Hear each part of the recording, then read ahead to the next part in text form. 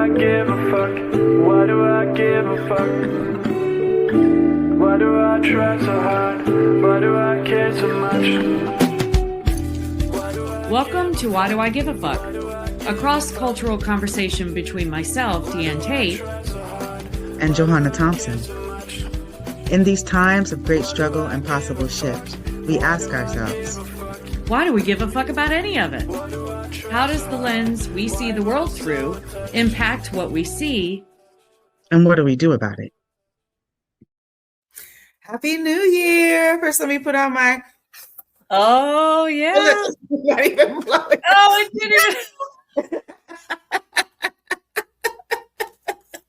Happy New Year. You know what? That sums up this year. Right there. Absolutely does. I'm so happy to be bringing in 2026. I really, really am. It can't get here fast enough. It cannot get here fast enough, and it'll be here, in just a moment. We'll be doing all kinds of celebrations together. So I'm excited about that. I know. We're going to be joining love. So that's going to be very, very exciting. And I'm thinking, let's have a conversation about not so much New Year's resolutions, but let's have a conversation about reimagining what 2026 can look like for us, as within our own worlds, but then on a global scale, because there's so many things that are going on, and we're ready for reimagining and seeing something different. So what are some of the things that you're giving a fuck about in regards Amen to everything you just said. Yeah, reimagining. I mean, I think it's been some time for me since I did the whole New Year's resolution thing, because you say those things and then do you follow through? That it always seemed to be felt like a point of failure. I set all these goals for myself and then I don't do them. So for me, I think I'm thinking more globally. I'm thinking more outside. Mm-hmm. It's not necessarily just what I want to set as personal goals, but what do I want? What do I want to see the world turn into? And then what is going to be my part in that transformation? So those are the things that I'm kind of thinking of as we reimagine into this new year. And I think you and I were talking about this. I think my top priority thing for me is to continue what I've already started in this year, which is just really purposeful, intentional decolonization of my mind, of my life as much as I can. We're all knee deep in this capitalistic society. So, and I connect capitalism very directly and deeply to colonization, especially as it manifests today. So that's kind of the top of the list for me. So. Well, capitalism is always an interesting conversation to have. And I'm curious to hear, what the intersection that you see and experience as capitalism and colonization and hierarchical white supremacy, and thinking about how all of those things, and anti-Blackness, all of those things that kind of fall together. And there's this outlying conversation about capitalism imploding and falling on itself and collapsing. And as I am seeing a technological shift, I'm thinking that capitalism is just entering into a new age and way of being delineated across a kind of a global community rather than more kind of national communities. The conversation that we can have now and the way that we are distributing resources, we are much more connected to being able to see that because of what technology brought into the world. So talk to me about it. I want to know about what is your work towards decolonizing? Yeah. Well, I mean, my decolonization, I feel like my personal I've said on these episodes many times, I talk about my awakening. And for me, my awakening started back in 2015 when I really started to deconstruct my own white supremacy, my capitulation in it, my role in perpetuating it. And that led to a deeper understanding and unpacking of the anti-Blackness that I saw at the time I was living in Charleston, South Carolina, which is the portal of anti-Blackness. And so starting to uncover and like open up my eyes to those things, once you see it, you can't unsee it, kind of thing. And then, so fast forward 10 years, where I feel like I've gone now, especially in the past 2 years since October 7th, and we see, the decimation of Gaza and the Palestinian people, and my awakening to Zionism and to the intersectionality between Zionism and white supremacy, and how that is all interconnected, and how that plays into the expansion and the expansion of empire. I guess I'll finish that statement, and then the erosion of anything that stands in empire's way. That all becomes part of my decolonization. So, I have, in terms of resources and who I've been learning from, I wanted to offer a couple of folks that I've been learning from. One is, and we've talked about her on here before, one is Miss Amanda Seals. I am a very proud member of the Seal Squad, which is her group of folks on Patreon. And so I have learned a lot from her as I watch her. She's been very vocal about her own internalization, decolonization practice, and then how that connects to Zionism, and how that connects to white supremacy, and how that connects to anti-Blackness, and how that connects to, connects. And so she's one I've been learning from. And then I also wanted to offer this other content creator that I've been learning from. Her name is Monty Mader. And what's really unique about her, she's a white woman she lives in Tennessee. She comes from a background. She grew up in the deeply fundamentalist Christian church. And so she has been unpacking, and she calls deconstructing, her Christian fundamentalist, Christian Zionist mindset. She grew up, she knows the Bible backwards and forwards, and is able to speak into, she does classes on Patreon, deconstructing the Bible and talking about what the typical phrases and the typical scriptures that people like to use as weapons when they want to justify genocide or destruction of entire communities, like transgender folks, when they want to say that gays, God didn't like homosexuals and all that stuff, the scriptures that they tend to pull out to try to pinpoint that. She will deconstruct all of that. She will break it all down, talk about the scriptures and talk about what they really meant and what their context was and all of this. So she is like, I've learned so much from her, and I know I will continue to learn from her. I just want to put their information here on the screen for those of you who are watching. So Amanda Seals is on Instagram, and she's on Patreon. If you don't know what Patreon is, it's a platform where you can support content creators and support work that people are doing in a very independent of the capitalist society. So I really appreciate that. You just go to patreon.com and you can search for people that you want to support. And a lot of them offer content for free, but then the support really looks like $5 a month. It's not a lot, but if you can always do more than that, of course. Anyway, so Amanda Seals again on Instagram, and then Amanda Seals on Patreon, and then Monty Mader. She's at Monty Mader on Instagram, MonteMader. And she's also Monty Mader on Patreon. But I've been learning a lot from the two of them about connecting those dots that we were talking about, and then also deconstructing within myself the mindsets that I have around a lot of the things. So those are my plugs for my two content creators that I'm learning a lot from. Well, I don't have any content creators. I do enjoy listening to Amanda Seals. I've never heard of Monty. But I'm not on Instagram as much anymore. So, Patreon is a great way. It's a great way to learn. There's a lot of times the folks will put on extra content that they don't put on. A lot of podcasts. In fact, I was going to talk to you about whether or not we needed to start a Patreon for this podcast.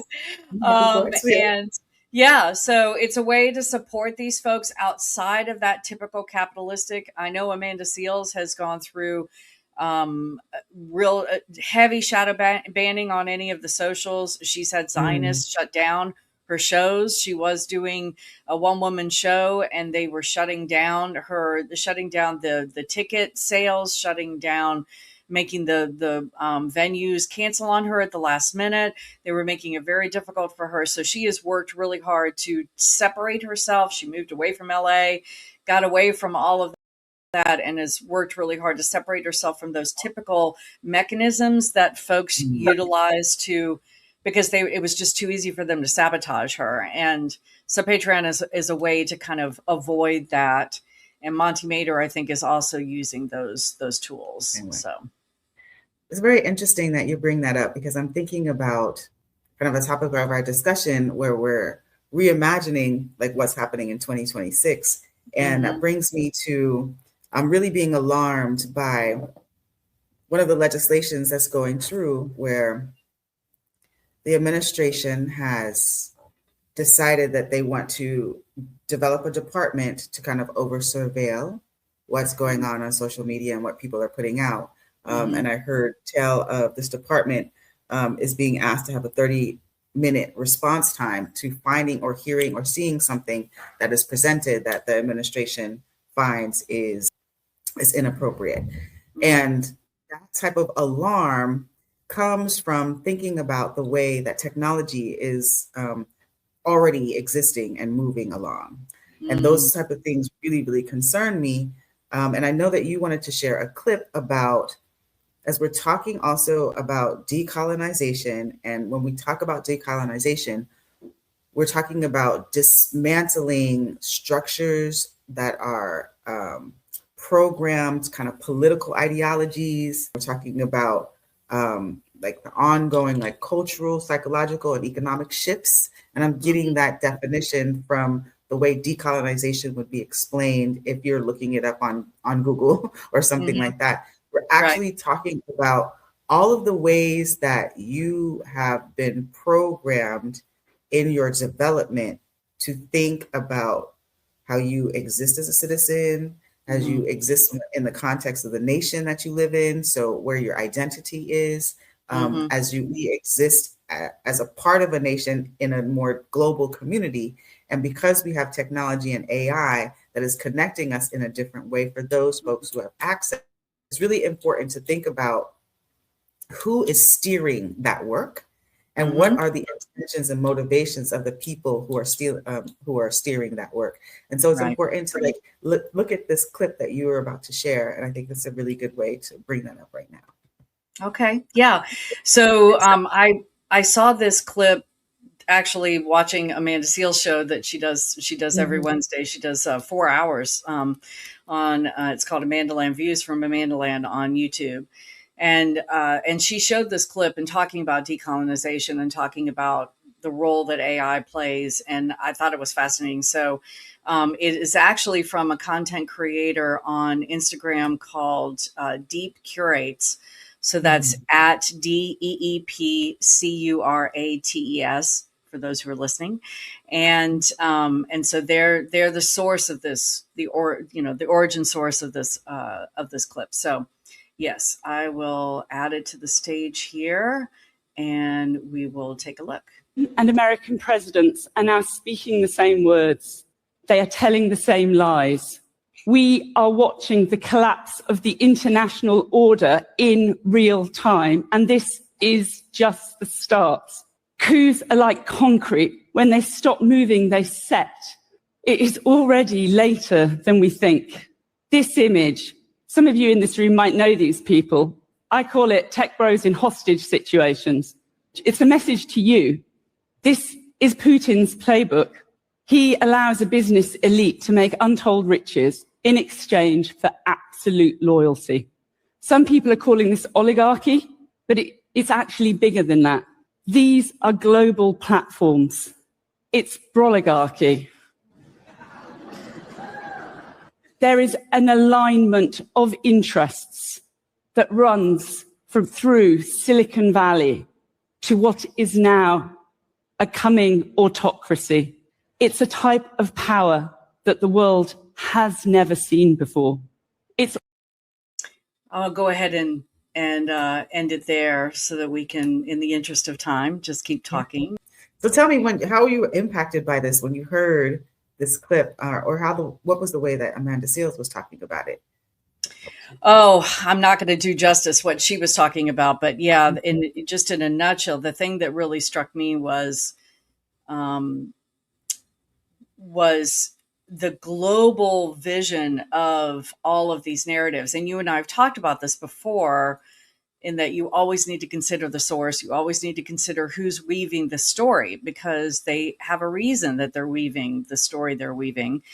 And AI has come in to our lexicon. I mean, at first it started with, oh, I can Google whatever I want and it'll pop up the information. And isn't that wonderful? And now we've gotten to a place where we can't discern, real from fiction. I was sharing, I got caught up in AI the other day because I was sharing reels from a cockatoo that supposedly named Jackson, who loves to dance to music. And I thought it was great. Turned out he's AI and I had no idea. And so, that's just a cockatoo. So it's not a big deal, but that's, it feels like another level for me of being able to show us that information is supposedly true and we just swallow it without even thinking about it. And these are the folks that are running that narrative platform, that propaganda machine, because that's what AI has becoming. When she said that coups are like cement or concrete, when they stop moving, they set. I don't know. That really impacted me, because I think of a coup. I was taught growing up that coups were bad. I was taught that coups always meant that somebody was coming in and dismantling the government that the people decided they wanted. And that, I have such a different mindset of coups now. And that we, that coups are they're an act of resistance, and they are the way often that the oppressed peoples that are not being listened to by their government have an opportunity to rise up and say, hell no, we're taking back control. And so in some instances, they can still be bad things too. Yes, I'm not saying they're all good, but I'm just mindful of the fact that I had no awareness back when I was younger and in my 20s and 30s and 40s, and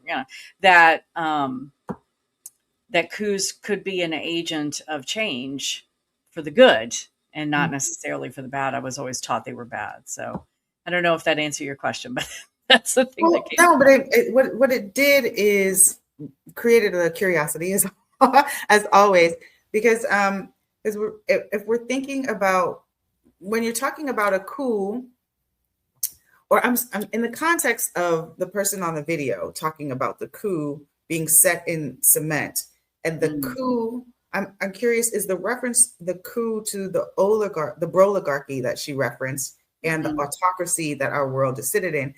And the difference with this, as we're thinking about 2026, is that it wouldn't just be a coup of human. It's a coup of technology and AI. And I'm thinking about like this narrative that's going around that Elon Musk is having nightmares at this point in time. And he's speaking openly about the nightmares he's having, because he's saying that the technology that they're creating is getting beyond their control. It's already beyond their control. And with the technology being out of human control for those who planted the seeds of the evolution of the technology, that is where those who planted the seeds are having concern, and those of us who might not have and don't have the same amount of accessibility to the new tool, the technological tool, in 2026 and going forward, the word that they're using is future proofing. And what does future proofing look like? And how do we make sure that future proofing has an equitable playing field? And one of the places that this is happening, and so there's kind of this internal struggle, which is what capitalism causes, besides all of the hierarchical racism that it leads foundation for, it Mhm. also is an internal struggle because, especially coming from a privileged place, being on US territory, we like having access to the things that we like having access to. We like our luxury. We like that a majority of us, compared to the larger global community, live in houses. We have a huge homeless population of unhoused humans, but not as many as other global communities have, of people not having like what we take for granted in the United Right. States. And Right. so, and as that's also happening, we are experiencing in the United States this issue around immigration, because the United States is not populated in the same way. The demographics are shifting, and that is making white people, which is why there's this move to make America again. That is code language for make America white led and run again. And the powers that are still be are those who hold Zionist belief, who hold fundamental Christian belief, who hold this broligarchy belief system that technology is the thing that's ruling, and technology is getting out of control. So we have this, we're sitting in the chaos of capitalism, the chaos that it causes. And when chaos exists, it's easy for people to then guide you into your belief system, because then you're going to be thinking, because you're in chaos, you're going to be, we're typical, it's demonstrative of humans to start looking at faith to like try to give them some balance. It's demonstrative of humans to start looking at those who they consider to be in power to look at, to give direction, because the masses most of the time are followers. The thing that I'm finding that is really fascinating is that the typical narrative is being challenged by the AI, because the way that the AI is aggregating the data. So like when you see content creators, since we're talking about content creators, ask questions of AI.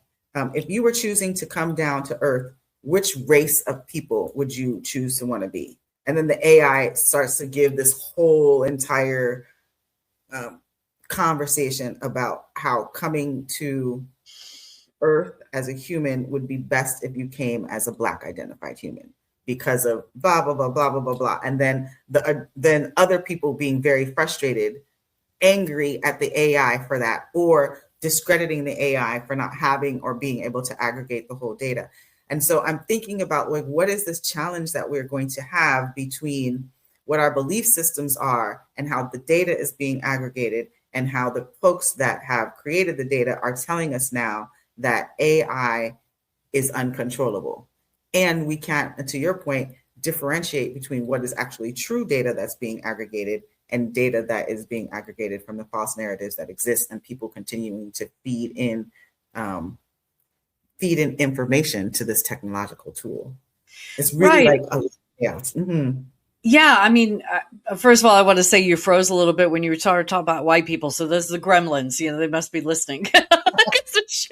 Hello. You Always listening. didn't freeze for that long, so we didn't miss any nuggets. But I just thought it was funny. As soon as you started talking about white people getting nervous, you froze. So yeah, we know you listened. Are you white, AI? Are you white? I know. Well, it's funny because you know, what came up for me in listening to you just now is that I don't trust AI because AI is created by the people who have a propaganda agenda to sell. So, and they're feeding the information. This, you know, AI doesn't just get their information from above. You know, it's somebody's got to put this information in. And yes, it has the ability to aggregate things maybe differently and maybe sometimes better than humans can do. I just don't. I don't. It's another source for me of just mistrust because of who's running it and who's, and not to say that it's uncontrollable. I think they do have control of it, and I think it's just too easy for them to push whatever narrative they want to push for us to learn. Because you're right, when humans feel a sense of untetheredness to how to control their lives, we will reach for anything that feels like a solid lifeline to hold on to. And And so we tend to turn to systems of faith and systems of power, especially familiar systems. I think we've talked about before about, you know, in abusive relationships, and I know of this because this was my experience. You tend to stay with what's familiar, even if it's toxic, because it's familiar. There's a sense of comfort that comes from the familiar. That's why it tends to take people so long to get out of abusive situations. You know, there are many, many factors, but one of them, I believe, for me especially, was that it was familiar and the unknown was scary. So yeah, it's so multi-leveled, and I think the key component to all of this for us is to make sure that we're always questioning and we're always researching and we're always looking for disparate views, and we're trying to find community where we can challenge ourselves, be challenged by others. You know, we can't just swallow information because it's coming from a person that makes us feel good, you know. And I think that there's a personal intention there that I want to encourage everybody out there that's listening to really consider as you walk into this if decolonization is something that you want to imagine for yourself and reimagine for yourself in 2026. I also would challenge us to have this understanding of future proofing. Say that 3 times. Future proofing. Also, I know. Future proofing, so that we can understand the difference between like artificial intelligence and what's being fed. Because my understanding of artificial intelligence and the way that data is being aggregated, it's about what is being fed into the algorithms, what's being fed into the information. And yes, there's shadow banning, and yes, things can be recreated. We've always had the opportunity to do that, but there's also more people feeding information into the data. And I think when the broligarchy starts talking about they don't have control, is that there's going to be more than one narrative that you're going to have access to, and more than one narrative that you're going to get information about. And that, I think, is like going to be critical in us thinking about our global narratives at this point, because it's not even national narratives, because we're hearing from and we're seeing what's going on across the globe. And that is going to definitely shift the way that we can imagine our coexistence together, and our coexistence in relation to the technology and the AI that we are feeding the information into, and that we are then helping to evolve as it processes and begins to evolve in and of itself. Yeah, you had brought a video, another clip to my attention. I had not seen this before. Do you want to show that real quick, and then we can because we're coming close to time. I think that this is an opportunity for us to continue this discussion into 2026, and like to really like dive deep into our understanding of like AI and how it's going to be impacting, and the ways that we can use it to help with the decolonization of our mind. Because I do think that the tools that we have accessibility to, we should figure out how to use them for good, which has always been the strategy, because the things are going to exist. And for those of us who are less resourced, I feel that it's really important that we have access to be able to make the resources work for us. And a lot of us are going to be in the same position of being less resourced. Folks who don't typically experience themselves as that, because of the technology and because of the wealth gap and because of the way things are being broken down. When you're looking at hierarchical structures of power, there's more of us that are falling into the bottom rung and less people that are falling into the top of the triangle. And so you're going to see a lot more coups. You're going to see a lot more resistance, because there's a larger demographic of human beings that are being impacted. And then we have what we have not had before in in our lifetime is technology, because I do believe and know that, thanks to the data, know that this technology that we didn't have control over was accessible to humans. When you're looking at antiquity, when you're looking at the ways that technology worked in ancient times in Egypt and all of those things, there was a technology that we don't have access to that information just yet, but I believe that that information is going to be evolved because it is being aggregated. And how do we make sure that we are future proofing in a way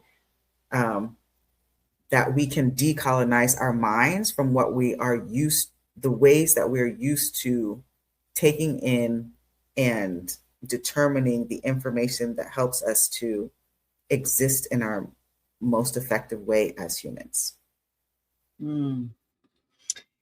Listening to you relate that, I'm curious if you and I have a different outlook on how much input or impact we have as regular humans to these systems. You keep on saying regular. I am not. You said this on our first. I am there, regular human. I'm sorry. I just mean, we're not regular. Neither one. None of us are. But I guess I'm using that as a qualifier to kind of separate us humans that are just living our lives every day and doing the thing versus people in like immense power. So I guess that's how I'm using that as a qualifier to try to separate. Without as much power as others. Sorry, say it again. Humans without as much power as others, but regular. Okay. Humans without as much power as others. Thank you. Yes. All right. No more regular. I won't say that. No, you can't regular people. No, you're right. I don't know. I guess I wonder if the AI picture that you're painting, or at least what I'm hearing from you, is something that we can hopefully get to after we tear down some of the systems that are in place, separating the humans that have less power from the humans that have more power. Because I don't know if we're there yet. Already exists within it. Well, we are there, because the AI exists, and it already exists within these structures, and it was created within these structures. So it's like, how are we using the AI to dismantle those structures? Because there is a role for AI in that. And the role that I'm seeing in AI is that when we're talking about AI, we're not talking about, I want to make the distinction between, going on a social media app and an AI creating something that is not real and saying, oh, let's exist in this utopia. The benefit of that is like any form of art or any form of fiction book or some that helps us to expand our imaginations. So I appreciate that part of AI, like as a fun tool to play on. Oh, I can look like this, I can be like this, whatever, all of those type of things. But I'm also then making the distinction about the AI that's aggregating data that challenges the narratives that have kept us in oppressive structures and experiences. So like, when you put something into the computer to query, you are asking the AI, or when I am engaging AI, I am asking the AI to be thinking and aggregating data from my mind. And when I ask that question, my mind is going to have a different experience and query of the data than your mind. But your mind is querying the data in one way, my mind is querying the data in another way, and the AI is aggregating both of those things. So there's more information being poured into the system. Whereas if we're thinking about just the US, me growing up in the time frame that I grew up, I was programmed a specific way. Even if we're just thinking about science, I always go to this. When I was young in school, and protons and neutrons, I hate doing that. Getting back to the basics.